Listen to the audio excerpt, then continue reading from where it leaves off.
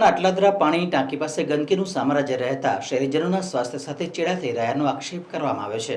વડોદરા શહેરના અટલાદરા વિસ્તારમાં આવેલી પાણીની ટાંકી પાસે ગંદકીનું સામ્રાજ્ય ફેલાયેલું હોવાનું સામે આવ્યું છે। આસપાસ કચરાના ઢગલા, નાળાની દુર્ગંધ અને મચ્છર માખીઓના ઉપદ્રવથી સ્થાનિક રહીશો ભારે પરેશાન છે। પાણીની ટાંકી જેવો સંવેદનશીલ વિસ્તાર સ્વચ્છ અને સુરક્ષિત રહે તે જરૂરી છે, કારણ કે એમાંથી હજારો લોકોને પીવાનું પાણી મળે છે। સ્થાનિક રહેવાસીઓએ આક્ષેપ કર્યો છે કે તંત્રના બેદરકાર વલણને કારણે ગંદકી સતત વધી રહી છે। બાળકોને વડીલો ડેન્ગ્યુ, મેલેરિયા જેવી બીમારીનો ભય સતાવી રહ્યો છે। આસપાસના લોકોનું કહેવું છે કે પાણીની ટાંકીની બાજુમાં ગંદકીનું સામ્રાજ્ય રહેવું એ શહેરીજનોના સ્વાસ્થ્ય સાથે સીધા ચેડા સમાન છે। આ પીવાના પાણીમાં ગંદુ પાણી મિક્સ થાય છે, બાળકો બીમાર થાય છે, ડેન્ગ્યુ, મેલેરિયા, ચિકનગુનિયા બધી બીમારી થાય છે। સરકાર કોઈ ધ્યાન આપતી નથી। અત્યારે સરકાર ધ્યાન આપતી હોય તો આટલી બીમારી ફેલાય જ નહીં। બાળકોનું તો વિચારો, બાળકોને તમે પાણીમાં ભેળસેળ થાય છે તો જીવન આગળ કેવી રીતે જીવવું એ કેવી રીતે સમજ પડશે બાળકોને પણ। ગંદકીના નામે પાણી આપો છો, પાણીના નામે ગંદકી આપો છો, શું આપો છો એ જ ખબર નહીં પડતી, બિલકુલ પણ નહીં।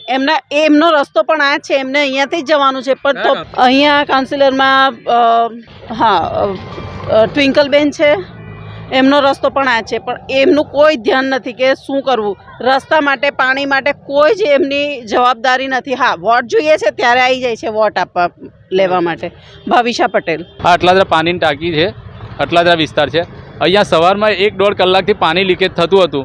હું આવીને જોયું, વિડીયોગ્રાફી કરી, એટલે પાણી આ લોકોએ લાગે બંધ કર્યું મને જોઈને, અને પછી બાજુમાં જ ગંદકીના ઢગલા। અત્યારે બી જુઓ તમે, ત્યાં જુઓ, કેમેરો ફેરવો, તમને બતાવો, ત્યાં લાઈવ જો લોકો કચરો નાખી રહ્યા છે ત્યાં આગળ। હવે એ જ પાણીવાળો કચરો અને એ પાણી વહીને પાછું સંપમાં ઉતરે અહીંયા, તો લોકોના ઘરમાં બીમારીઓ જ થવાની છે। અને બીમારીના લીધે તમે દવાખાનામાં જાઓ, અહીંયા બાજુમાં જ હેલ્થ સેન્ટર છે અહીંયા અટલાદરા ગામમાં, ત્યાં સવારે મેં નીકળ્યો તો લાઈન પડેલી હતી। એટલે ગવર્મેન્ટને મારે એવું કહે છે, સરકારને, કોર્પોરેશનને, કે તમે વહેલી તકે આ પાણીના જે લીકેજ છે એનું લીકેજ અને બંધ કરો લીકેજને।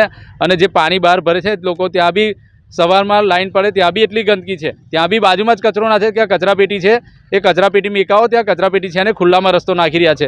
એના કારણે બી બીજી બીમારીઓ વધી રહી છે। કાઉન્સિલરો તો બધા ભાજપના છે, એ કોઈ ધ્યાન નથી આલતા। એમને આવે છે, જાવે છે, પણ એમને કોઈ પડી નથી। એ ખાલી વોટ લેવા માટે જ આવે છે, બીજું કશું હોતું જ નથી એમને કામ।